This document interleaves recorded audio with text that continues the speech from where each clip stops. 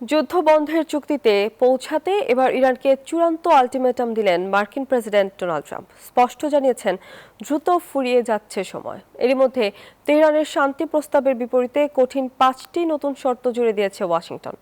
এদিকে ইরান বলছে মার্কিন আধিপত্য এখনো পুরোপুরি ভেঙে পড়েছে।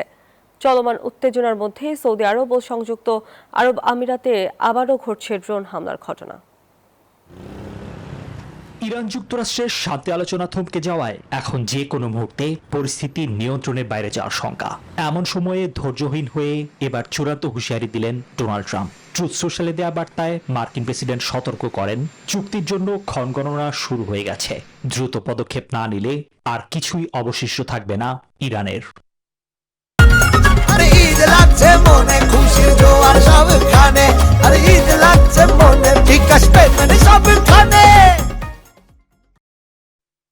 যুদ্ধবন্ধে তেহরানের দেয়া প্রস্তাবের জবাবে নতুন করে 5টি কঠিন শর্ত জুড়ে দিয়েছে ওয়াশিংটন, যার মধ্যে উল্লেখ রয়েছে ইরানের মাত্র একটি পরমাণু স্থাপনা সচল রাখার কথা।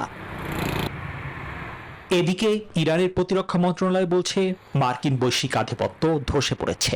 প্রেসিডেন্ট মাসুদ পেজেশকিয়ান জানান, বিভেদ তৈরি করে মুসলিম দেশগুলোকে নিজেদের মধ্যে সংঘাতে জড়িয়ে ফেলার চক্রান্ত করছে যুক্তরাষ্ট্র ও ইসরায়েল।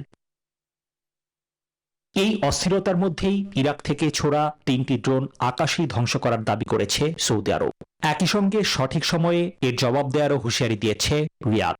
এছাড়া সংযুক্ত আরব আমিরাতের বারাকা পারমাণবিক বিদ্যুৎ কেন্দ্রের জেনারেটরেও একটি ড্রোন আঘাত হেনে অগ্নিকাণ্ডের সৃষ্টি করেছে। এসবের মাঝেই নতুন করে যুদ্ধবিরতির মেয়াদ বাড়ানো হলেও তা তোয়াক্কা না করে লেবাননের টানা বোমাবর্ষণ আর তাণ্ডব অব্যাহত রেখেছে ইসরায়েল। নিবির আমিন, নিউজ 24।